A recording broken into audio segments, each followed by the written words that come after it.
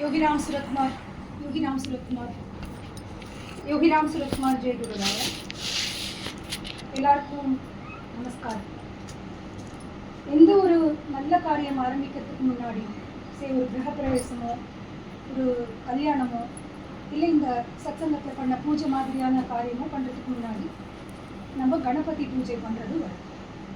இந்த கணபதி பூஜை ஏன் பண்ணுறோம், கணபதி தத்துவம் என்ன சொல்கிறது, அது எப்படி குருவோட ரொம்ப க்ளோஸாக ரிலேட் ஆயிருக்கு அப்படின்னு அப்பா சொல்லி கொடுத்த சில விஷயத்தை இன்னைக்கு பேசலாம்னு இருக்கு.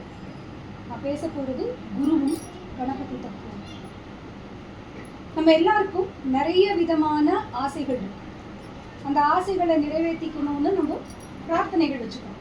கோயிலுக்கு போகலாம், விளக்கேற்றுறேன், அங்க பிரதட்சணம் பண்ணுறேன், அன்னதானம் பண்ணுறேன்னு விதவிதமான பிரார்த்தனைகள் நமக்கு இருக்கு. ஆனால் காமனாக நம்ம எல்லாரும் ப்ரே பண்ணிக்கிற ஒரு விஷயம், காலையில் எழுந்த உடனே எங்கள் அம்மா எடுத்துக்கிட்டிங்கன்னா அவங்க என்ன பண்ணுவாங்க, கண்ணை தேய்ச்சி சுவாமி படத்தை பார்த்து வந்து அப்பா தொட்டு கும்பிட்டு விளக்கேற்றி அந்த மாதிரி விஷயங்கள் ஸ்டார்ட் பண்ணி. பட் ஜென்ரலாக நமக்குள்ளே மார்னிங் எழுந்த உடனே ஒரு ப்ரேயர் ஓடும். அப்பா பகவானே யோகிராம் சுரத்குமார் இன்னைக்கு பொழுது நல்லா போகும், நான் நிம்மதியாக சந்தோஷமாக இருக்கணும் அப்படிங்கிறது எல்லாரும் பண்ணுற ஒரு காமனான ப்ரேயர்.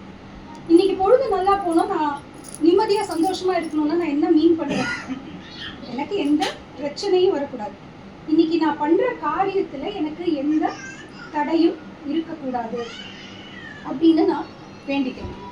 சரி, பிரச்சனைகளே இல்லாத மனிதர்கள் கிடையாது, எல்லாருக்கும் பிரச்சனை வரும். ஆனால் எல்லா பிரச்சனையும் ஒன்று போல இருக்கிறது இல்லை. இப்போ படிக்கிற குழந்தைகளை கேட்டால் உனக்கு என்னடாப்பா பிரச்சனைனா, எனக்கு எக்ஸாம் தான் பிரச்சனைம்மா, டெஸ்ட்டே இல்லாத எக்ஸாமே இல்லாத ஸ்கூல் போச்சுன்னா that will be the best. ஒருத்தவங்க வேலைக்கு போகிறவங்க கிட்ட கேட்டிங்கன்னா இன்னைக்கு பாஸ் திட்டாமல் இருந்தாலே போகணும் சார், அதுவே பெரிய பிரச்சனை, கிளைண்ட் மீட்டிங் நல்லா போகணும், மீட்டிங் முடிச்சு நான் சீக்கிரம் வீட்டுக்கு போகணும் அப்படிங்கிற மாதிரியான கன்ஸ்ட்ரெயின்ட்டு ஒரு வேலைக்கு போகிறவங்களுக்கு வேறு விதமான பிரச்சனை. ஒரு பிஸ்னஸ் ஹேண்டில் பண்ணுறவங்களுக்கு எடுத்துக்காங்க, எனக்கு 2 நாளாக பேமெண்ட்டே வரல சார், பேமெண்ட் வந்தால் நான் அடுத்ததாக ப்ரொசீட் பண்ண ஹெல்ப்ஃபுல்லாக இருக்கும், ஸோ எனக்கு வந்து பணங்கிறது பிரச்சனையாக இருக்குது, பணம் வரலைங்கிறது பிரச்சனையாக இருக்குது அப்படின்னு அவங்க சொல்லுவாங்க. வயசானவங்களை கேட்டிங்கன்னா 4 நாளாக கால் வலிக்கிறது, தூங்கவே முடியல, கால் வலி தான் பெரிய பிரச்சனைமாங்க. ஸோ இப்போ என்ன புரியுதுன்னா, நம்மளுக்கு பிரச்சனைகள் இருக்குது, ஆனால் எல்லாருக்கும் ஒன்று போல பிரச்சனைகள் இருக்கு.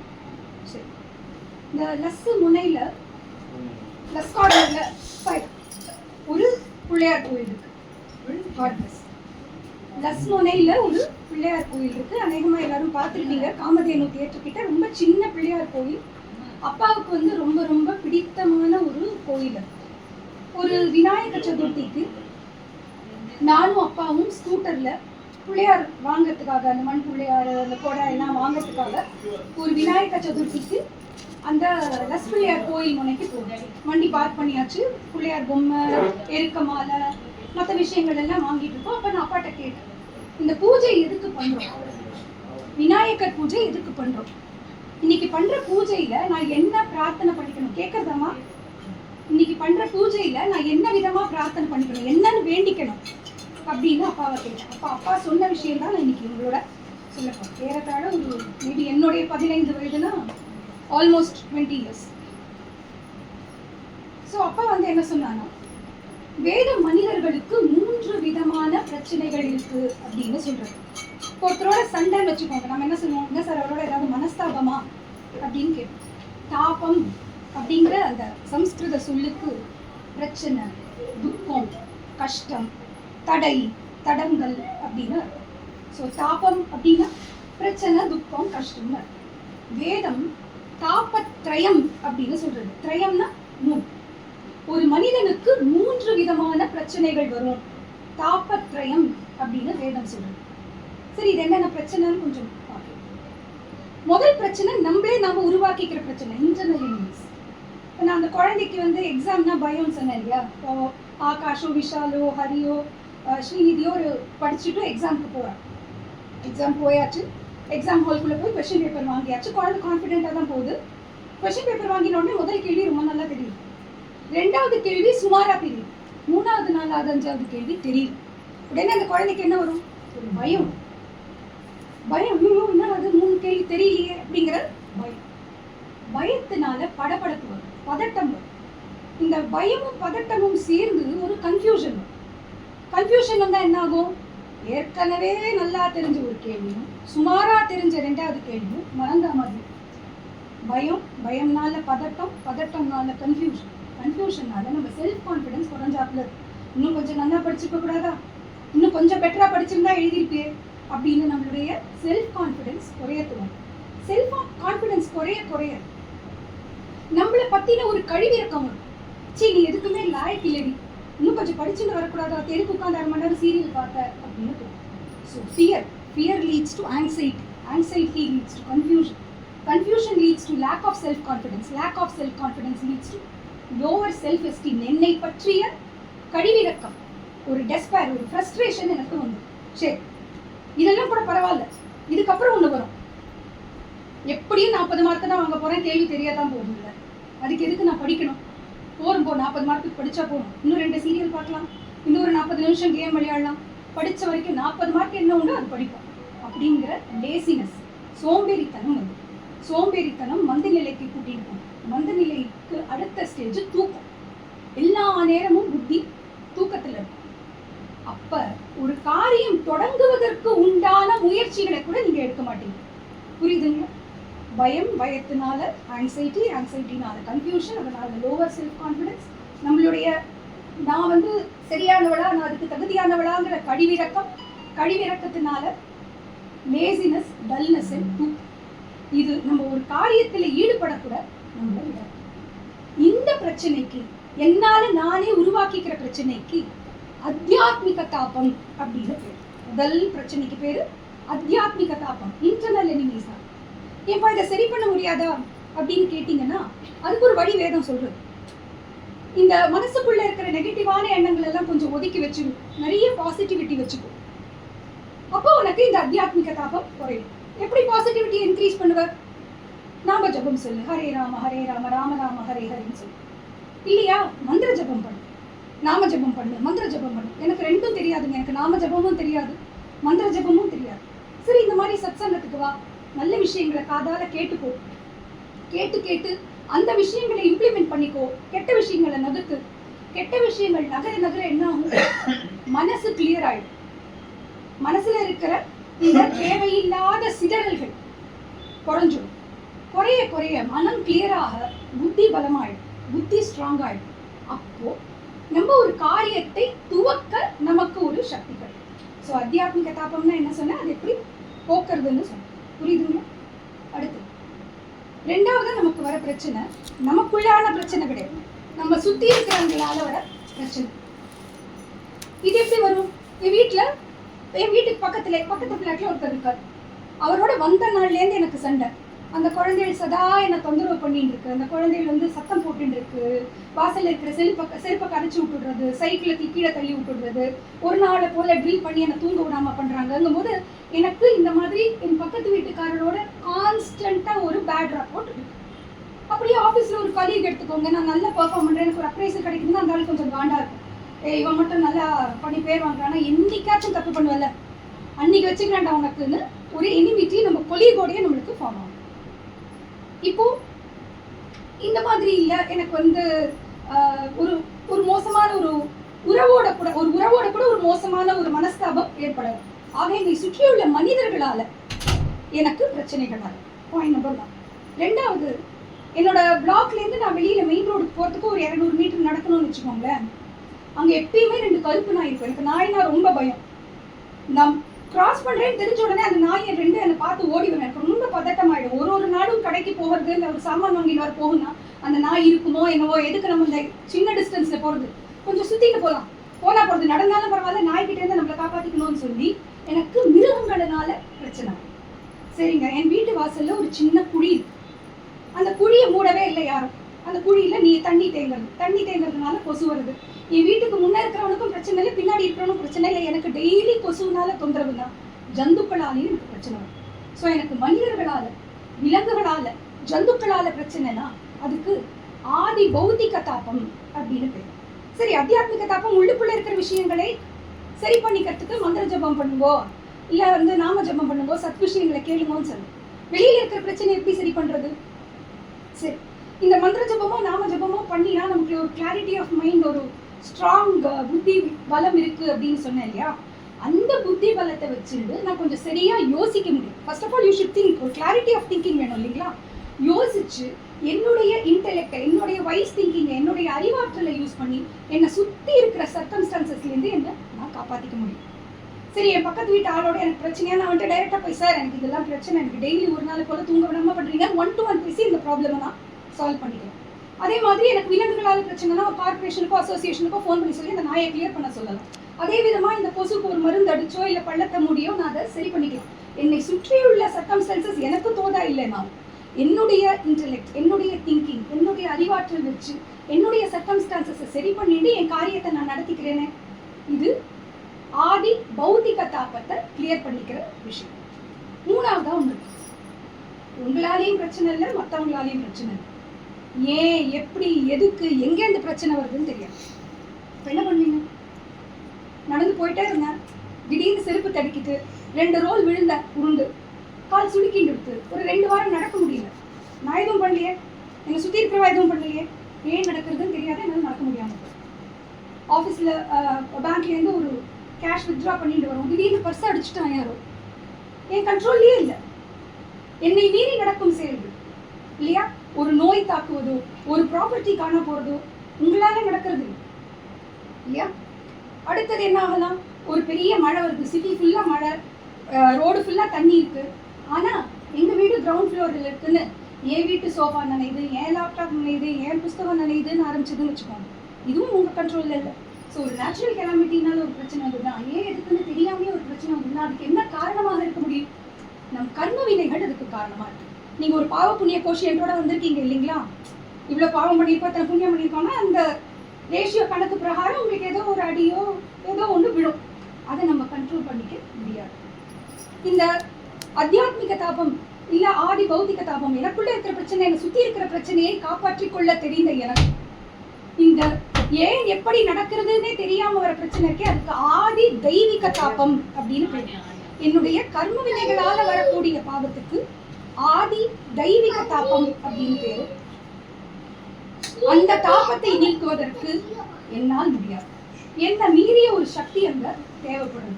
ஒரு தெய்வ கடாட்சமோ இல்ல ஒரு குருவோடைய கிருபை இருந்தால் மட்டுமே என்னுடைய கர்ம வினைகளிலிருந்து என்னை காப்பாற்றிக் கொள்ள முடிகிறது. சரி, இப்போ நம்ம இந்து மதம் ரொம்ப அற்புதமான மதம். 3 விதமான பிரச்சனை இருக்குன்னு சொன்னேன். 2 பிரச்சனையை கிளியர் பண்ணிக்க முடியும், 3வது பிரச்சனை ரொம்ப கஷ்டம், படுத்தவும் ஜாஸ்தி படுத்தும், நம்மளுக்கு சமாளிக்கிறதும் கஷ்டம். அதுக்கு குரு கிருபை தேவைன்னு சொல்றேன். இந்து மதத்துடைய அற்புதம் என்னன்னு பாத்தீங்கன்னா, இங்க பலவிதமான தெய்வங்கள் இருக்கு. ஒவ்வொரு தெய்வத்துக்கும் ஒரு ஆட்ரிபியூட் இருக்கு, ஒரு குணாதிசயம் இருக்கு. ஒரு தெய்வமும் ஒரு குணாதிசயத்தை கொண்டுள்ளது. என்கிட்ட அந்த குணம் கிடையாதுன்னா நான் அந்த குணம் இருக்கிற கடவுள்கிட்ட போய் அம்மா தாயே நீ எனக்கு அந்த குணத்தை கொடுன்னு கேட்டு வாங்கிட்டேன். இதுதான் உங்க பிரார்த்தனையோட பேஸ்.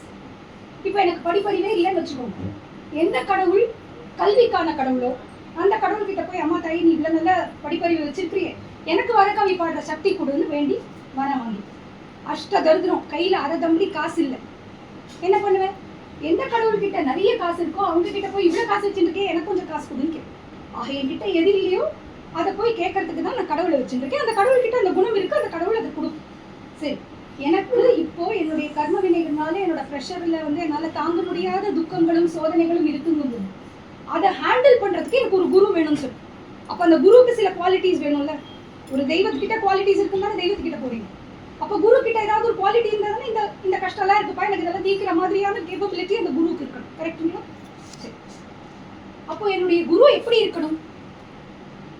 என் கர்ம வினைகளை எல்லாம் தீர்த்து அந்த தடைகளை எல்லாம் உடைத்து எரிந்து அதிலிருந்து என்னை காப்பாற்றி தூக்கிட்டு என் கஷ்டத்திலேருந்து அப்படியே லம்பா என்னை வெளியில தூக்கிட்டு வரக்கூடிய வினைகளை அறுக்கக்கூடிய நாயகனாக, விநாயகனாக என்னுடைய குரு. சரி, 2வது எனக்கு கிளாரிட்டி ஆஃப் மைண்டு, ஸ்ட்ராங் புத்தி வேணும் அப்படின்னு சொன்னேன். அந்த புத்தியை வச்சுட்டு நான் காரியங்கள்லாம் பண்ணிப்பேன்னு சொன்னேன். ஸோ எனக்கு வரக்கூடிய குரு என்னவா இருக்கணும்? சித்தியையும் புத்தியையும் எனக்கு தரக்கூடியவராக இருக்கணும். காரிய சித்தி தரக்கூடியவராக, நல்ல புத்தியை எனக்கு கொடுக்கக்கூடியவராக இருக்கணும். எந்த குரு சித்தியையும் புத்தியையும் இணையாக வைத்துக் கொண்டிருக்கிறாரோ அந்த குரு கிட்ட போய் நான் சித்தியும் புத்தியும் கொடுங்க. ரைட்டுங்களா? 3வது, முதல் தாபம் சொன்ன அத்தியாத்மிக தாபம். இந்த தாபம் வந்தால் நம்ம மந்திர ஜபம் பண்ணலாம், அப்ப என் குரு எப்படிப்பட்டவராக இருக்கணும்? நிறைய மந்திரங்கள் தெரிஞ்சவராக. மந்திரமே தெரியாத ஒரு குரு கிட்ட போய் நான் மந்திரம் கேட்க முடியுமா? சோ மந்திரங்களை கற்றுணர்ந்தவராக, மந்திரங்களின் தலைவராக, மந்திரோபதேசம் உங்களுக்கு எனக்கு கொடுக்கக்கூடியவராக என்னோட குரு இருப்பான். மந்திரங்களின் ராஜாவாக இருக்கும். பிராமணஸ்பத கணானாம் கணபதிகம் அவாமயே கவின் கவீனாம் உபமஸ்திரவஸ்தமம் ஜேஷ்டராஜம் முதன்மையானவராக, பிரம்மனாம் பரபிரம்மமாக, பிராமணஸ்பத மந்திரங்களின் தலைவராக என்னுடைய குரு. சரிங்களா? எனக்கு சுத்தி இருக்கிற மனிதர்களால, விலங்குகளால, ஜந்துக்களால பிரச்சனைன்னு சொல்லுவோம். இப்ப இந்த உலகத்துல 84 லட்சம் உயிர்கள் இருக்கு. 84 lakh. இத்தனை உயிர்களும் எப்படிப்பட்டவைன்னு ஒரு படிச்சு அனலைஸ் பண்ணதுக்கு எனக்கு என்ன பண்ணணும்? அதை ஈஸியா குரூப் பண்ணி கேட்டகரைஸ் பண்ணிட்டா எனக்கு அதை பத்தி தெரிஞ்சுக்கிறது ஈஸி. சோ வேதம் என்ன பண்ணிட்டு இந்த 84 லட்சம் உயிர்களையும் குரூப்பா பிரிச்சுது. மனுஷ குரூப், பக்ஷி குரூப், மிருக குரூப், கிருமி குரூப்னு பிரிச்சுது.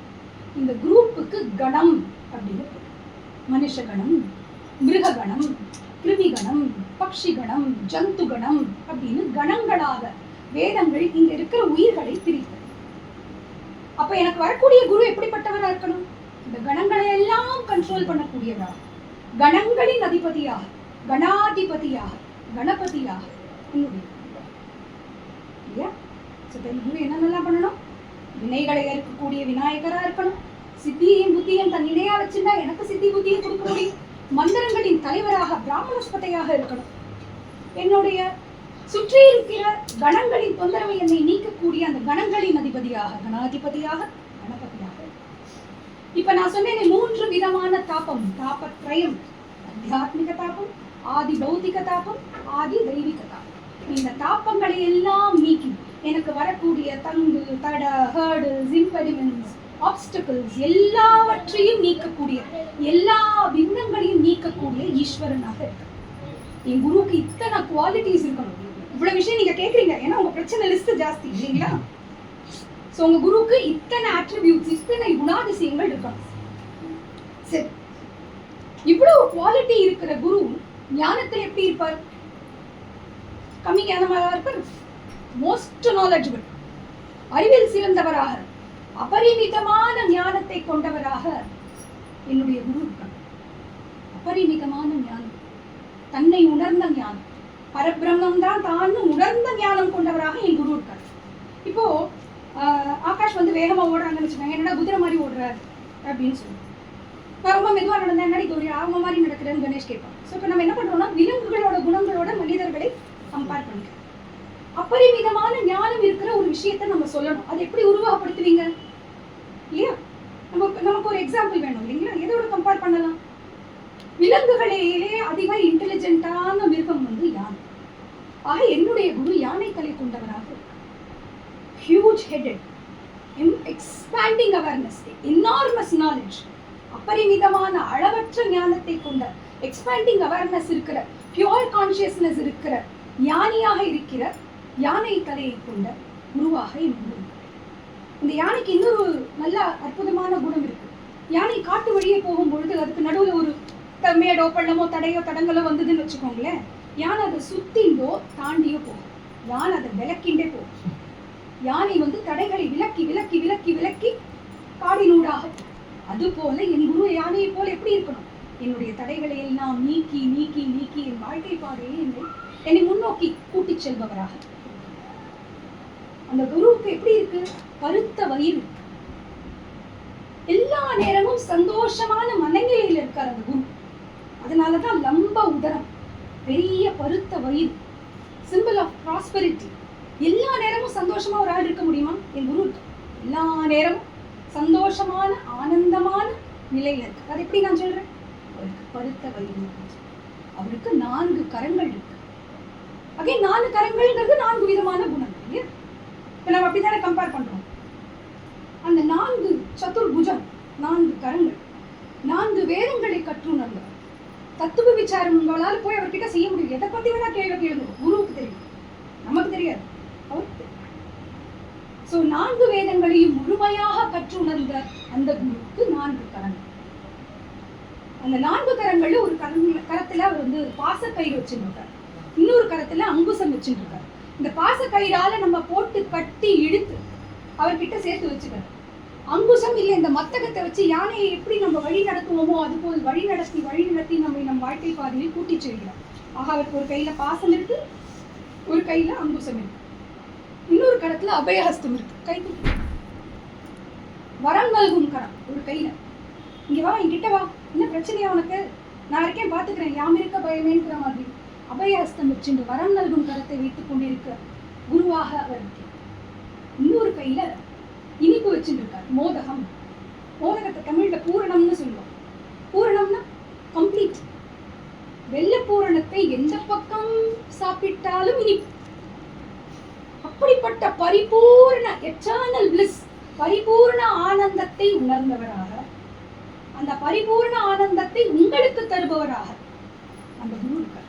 அப்படிப்பட்ட குரு பரம ஞானி, தன்னை உணர்ந்தவர், 4 கரங்கள் 4 வேதத்தை சொல்றது, கருத்த வயிறு அவர் மிக சந்தோஷமான மனநிலையில் இருக்காருன்னு சொல்றது, பாச கயிறால நம்ம கட்டி மத்தகத்தால நம்மளை நம் வாழ்க்கை பாதையில் வழிநடத்தி செல்பவராக, அபயஹஸ்தம் வச்சுட்டு எப்ப வேணாலும் கிட்டவா, நான் உன் பிரச்சனையிலேருந்து உன்னை காப்பாத்துறேன்னு சொல்றவரா இருக்காரு அந்த குரு. கையில என்ன வச்சுட்டு இருக்க, பூர்ணம் வச்சுட்டு, எல்லா பக்கமும் இனிப்பாக இருக்கக்கூடிய ஒரு பொருளை வைத்துக் கொண்டிருக்கிறார். அதை உங்களுக்கு கொடுப்பதற்கு காத்து கொண்டிருக்கிறார். இப்படிப்பட்ட குரு உங்களுக்கு கிடைச்சிருக்காரு. நாம எப்படி இருக்கோம்? அந்த குருவை உள்வாங்கிக் கொள்ளும் தன்மை நமக்கு இருக்கா? சுத்தமா கிடையாது. ஏன்னா நம்ம புத்தி எப்படின்னா ரொம்ப ரெஸ்ட்லெஸ், அங்க இங்கன்னு அலப்பாஞ்சுட்டே குறுக்க நெடுக்க ஓடிண்டே இருக்கிற புத்தி தான் நம்மளுடைய. குருவே கிட்ட வந்து அப்பா நான் இருக்கேன்னு சொன்னா கூட அதை ஏற்றுக்கொள்ள முடியாத ஒரு மனோநிலையில இருக்கிற, அறிவில் சிறந்த குருவை ஏற்றுக்கொள்ள முடியாத, அறிவில் குறைந்த, அளவில் சிறிய ஒரு மூஞ்சூருவை போல், ஒரு எலியை போல் அங்கேயும் ஓடிடும். எல்லா நேரமும் ரெஸ்ட்லெஸ். அப்படி ரெஸ்ட்லெஸ்ஸா இருந்தா என்ன ஆகும்? உங்களுக்கு செயல்திறனே இருக்காது. யூ ஆர் டம் இன் ஆல் ஆக்டிவிட்டிஸ். எந்த காரியம் பண்ணினாலும் செயல்திறனோ சக்சஸோ இல்லாத ஒரு பிரகிருதியாகத்தான் நம்ம இருப்போம். ஆனா குரு நம்மள அப்படி கைவிட்டுற மாட்டார் இல்லையா? நாம ரெஸ்ட்லெஸ் மைண்டடா இருந்தாலுமே, நாம் வந்து அங்க இங்க அலையிற ஒரு மூஞ்சூருடைய ஸ்திதியில இருந்தாலுமே குரு நம்மை கைவிட மாட்டார். குரு என்ன சொல்ற, இங்க வா, ஏன் அங்கங்க அலைஞ்சுட்டு இருக்க, ஏன் சின்ன சின்ன விஷயத்துக்கு ஓடி திரிஞ்சுட்டு இருக்க, இங்க வா, கிட்ட வந்து உட்கார். உனக்கு பூரணத்தை கொடுப்பதற்கு காத்து கொண்டிருக்கிறேன், பரமானந்தத்தை கொடுப்பதற்கு காத்து கொண்டிருக்கிறேன். ஏன் அங்கெல்லாம் போற? நீ யாருன்னு தெரியுமா? உன்னால என்ன பண்ண முடியும் தெரியுமா? உன்னால் பரபிரம்மத்தை உணர முடியும், அந்த பரபிரம்மத்தை தாங்கிக் கொள்ள முடியும். You can lift him up. பரபிரம்மத்தை உணர்ந்து பரபிரம்மத்தை தாங்கக்கூடிய சக்தி உனக்கு இருக்கு அப்படின்னு சொல்லி அந்த மூஞ்சூர்வை வளைத்து வாகனமாக வைத்துக் கொண்டிருக்க. அப்படிப்பட்டது இந்த பிரபஞ்சத்துடைய முதல் குருவாக வேதம் கணபதியை சொல்றது. அவர்தான் ஆதி புருஷன், அவர்தான் ஆதி குரு. இந்த பிரபஞ்சத்தின் அதிபதியாக, பிரபஞ்சத்தின் குருவாக இருக்கிற கணபதிக்கு உண்டான அத்தனை குணாதிசயங்களும் நம்ம குரு யோகிராம் சரத்குமார் இருக்கா இல்லையா? இப்ப நான் சொன்ன அத்தனையும் நீங்க பகவான் யோகிராம் சரத்குமாரோடு கம்பேர் பண்ணிக்கலாம். ஆக எப்பெல்லாம் கணபதி தியானம் பண்றோமோ அப்பெல்லாம் குருவை நினைச்சுக்கோ, எப்பெல்லாம் குருவை நினைக்கிறீங்களோ அப்பெல்லாம் ஆதி குருவை நினைச்சுக்கோ. இந்த கணபதி தியானம் நாம் செய்ய துவங்கும் பொழுது ஒரு ஸ்லோகம் சொல்றோம், அதை சொல்லி முடிச்சுக்கிறேன். அதுக்கு எப்படி நீங்க பொருள் எடுத்துக்கலாங்கிறது அநேகமா நிறைய பேருக்கு அதுக்கான பொருள் தெரிஞ்சிருக்கும். சுக்லாம் வரதனம் விஷ்ணு சசிவர்ணம் சதுர்புஜம் பிரசன்னவதனம் தியாயேத் சர்வ விக்னோப சாந்தி. இதுக்கான பொருள் அநேகமா அவங்க எல்லாருக்கும் தெரிஞ்சிருக்கும். ஆனா இதை எப்படி நீங்க குருவோட பொருத்தி பார்க்கலாம் அப்படின்னு அப்பா சொல்லி கொடுத்ததை சொல்லி இந்த உரையை முடிக்கிறேன். முதல்ல அதுக்கான மீனிங் சொல்லிடுறேன். சுக்லாம் வரதனம், தூய்மையான வெள்ளை ஆடையை தரித்தவன். அம்பரதரம் போட்டு சுக்லாம் பரதன், சுக்லமான தூய வெண்மையான ஆடையை தரித்தவன். விஷ்ணு எங்கும் நிறைந்தவர், ஆல் பர்வேடிங், எங்கும் நிறைந்தவர். சசிவர்ணம் நிலவின் நிறத்தை ஒத்தவர். சதுர்புஜம் 4 கரங்களை உடையவர். பிரசன்ன வதனம் பிரசன்னமான மலர்ச்சியான முகத்தை கொண்டவர். அவரை நான் தியானம் பண்றேன்றது இந்த சொல்றேன் இல்லைங்களா? இப்ப இது எப்படி குருவோட பொருத்தி பார்ப்பீங்க? சுக்லாம் வரதன் வெண்மையான ஆடை தரித்தவர் அப்படிங்கும்போது அகைன் அவர் சுத்த சைத்தன்யம், பியோர் கான்சியஸ்னஸ், தன்னை அறிந்தவர், மாசுமறு இல்லாதவர், கள்ளம் கபடி இல்லாதவர், pure as a crystal, pure as milk. அப்படி இருக்கிற தூய்மையான என்றும் மாறா வெண்மையா இருக்கிற எங்க இருக்கார்? திருவண்ணாமலையில இருக்காரா? இந்த பிரதிமையில இருக்காரா? இந்த சித்திரப்படத்துல இருக்காரு? எல்லார் மனசுலயும் இருக்காரு. எங்கும் நிறைந்தொரு வேத கருப்புள்ள தானே பாடி. Here there everywhere omnipresent. ஒரு இடத்துல இருந்து கன்ஃபைன் பண்ண முடியுமா நீங்க குருவை இந்த இடத்துல தான் இருக்காருன்னு சொல்லுவீங்களா? எல்லா இடத்திலும் நீக்கமர நிறைந்திருக்கும் விஷ்ணுவை போல் எல்லா இடத்திலும் நீக்கமர நிறைந்திருக்கும் சசிவர்ணம், நிலவின் நிறத்தை ஒத்த இல்ல நிலவின் குணத்தை ஒத்த. நிலவுடைய தன்மை என்ன? நிலவினுடைய குணம் என்ன? குளுமை. எப்பெல்லாம் பூரண நிலவை பார்க்கிறாயோ, எப்பெல்லாம் பௌர்ணமி நிலவை பார்க்கிறாயோ, அப்பெல்லாம் உன் குருமுகம் ஞாபகம் வரணும் கௌரான்னு எங்க அப்பா சொல்லியிருக்காங்க. அந்த பூரண சந்திரனை பார்க்கும் பொழுது, பௌர்ணமி நிலவை பார்க்கும் பொழுது எல்லாம் ஸ்ரீ குருபியோ நமக, ஸ்ரீ குருபியோ நமக, ஸ்ரீ குருபியோ நமக அதை பார்த்து நமஸ்காரம் பண்ணு. இந்த குருவின் குளுமை நிலவின் குளுமையை ஒத்தது. சரி, ஒருத்தர் எப்ப குளுமையா இருக்க முடியும்? எப்ப ஒருத்தர் குளுமையா இருப்பார்?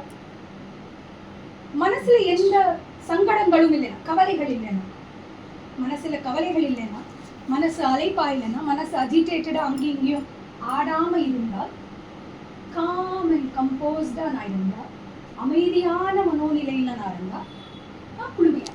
என் குரு எப்படி இருக்கு? சசி குளுமையா இருக்கு. சதுர்புஜம், 4 கரங்கள், 4 வேதங்களை படித்தவர்னு சொல்ல, அதை தாண்டி ஒரு விஷயம் சொல்றாங்க. நம்முடைய மனிதர்களுடைய குணம் 4 விதமான mind, body, intellect and thoughts. இதுதான் நீங்க. கௌரினா என்ன? கௌரிங்கிறது புத்தி, மனசு, என்னுடைய தாட் ப்ராசஸ், என்னுடைய அறிவு. இந்த 4ஐயும் கண்ட்ரோல் பண்ணக்கூடியது அவர் தான் இல்லையா? மைண்ட், பாடி, இன்டெலெக்ட், தாட், மனம், புத்தி, உங்களுடைய அறிவாற்றல் மற்றும் உங்களுடைய எண்ணம், இதை கண்ட்ரோல் பண்ணக்கூடியது யார்? அவருக்கு சக்கரவர்த்தி. அடுத்ததான் ரொம்ப அழகு, பிரசன்ன வதனம், மலர்ச்சியான முகம். யாருக்கு முகம் மலரும்? யாருக்கு மனம் சலனமாக இல்லை? யாருக்கு புத்தி பலம் மிக்கதாக இருக்கிறது? அந்த புத்தி பலத்தால் அவருக்கு யோசிப்பு திறன் அதிகம் இருக்கிறது. அந்த யோசிப்பு திறனால் அவருக்கு கூர்ந்த அறிவாற்றல் இருக்கிறதோ, சலனம் இல்லாம இருக்காரு. ஆனா சுத்தி இருக்கிற அத்தனை ஆக்ஷனையும் செஞ்சுட்டு இருக்காரு இல்லையா? உள்ளே சலனமே இல்ல அவருக்கு. ஆனா வெளியில நீங்க பண்ற மொத்த ஆக்ஷனையும் கண்ட்ரோல் பண்றவர் யார்? குரு. ஆக சலனம் இல்லாத சிவன் போல, ஸ்டில்னஸ் ஆஃப் சிவா, சக்தியை போல் சுழன்று அடிக்கும் வேலைகள், டைனமிசம் ஆஃப் சக்தி, சிவசக்தி ஐக்கியமாக என் குரு இருக்கிறார். 1000 கோடி பிரகாசத்தை கொண்ட முகம். முகம் பாருங்க. எதுக்கு வந்து நின்று எனக்கு ரொம்ப பிரச்சனை பகவான், என்னால தாங்கவே முடியல, ஒரு நிமிஷம் நின்று கேளுங்க, பிரச்சனைகள் பூமி கடியில போடும். அப்பேற்பட்ட அந்த வதனத்தில் 1000 கோடி பிரகாசத்தை கொண்டிருக்கக்கூடிய சிவசக்தி ஐக்கிய ஸ்வரூபமான அந்த குருவை நான் தியானிக்கிறேன். எனக்கு ஏற்படக்கூடிய எல்லா விதமான இன்னல்களும், பயம், கஷ்டம், துக்கம், நாசம், தடை, தடங்கள் அத்தனை விலகணும் அப்படின்னு அந்த பெயர் சொல்லும். ஆக இந்த சுக்லாம்பரத மருத்துவரை சொல்லும் போது எல்லாம் நீங்க எப்படிலாம் பிள்ளையார நினைச்சுப்பீங்களோ அதே விதமா யோகிராம் சிவகுமாரோட அதை பொறுத்து பாருங்க. இந்த கணபதி தியானத்தை குரு தியானத்தோட செஞ்சு பாருங்க. இது மேலும் உயர்ந்த நிலைக்கு உங்களை எடுத்துட்டு போகணும்னு வேண்டிக்கிறேன். காக்க காக்க கணபதி காக்க, குரு உங்களுக்கு எந்த விக்னமும் இல்லாமல் தொடர்ந்து காத்து ரட்சித்து நம்மளை காப்பாற்றணும்னு வேண்டிக்கிறேன். இது அற்புதமா இப்படி ரிலேட் பண்ணிக்கலாம்னு ஒரு 20 வருடங்களுக்கு முன்னாடி சொல்லி கொடுத்த அப்பாவுக்கு நமஸ்காரம் பண்ணிக்கிறேன். பேச வாய்ப்பளித்த சூர்யாவுக்கு என்று கேட்டவங்க எல்லாருக்கும் நமஸ்காரம். யோகிராம் சிவகுமார்.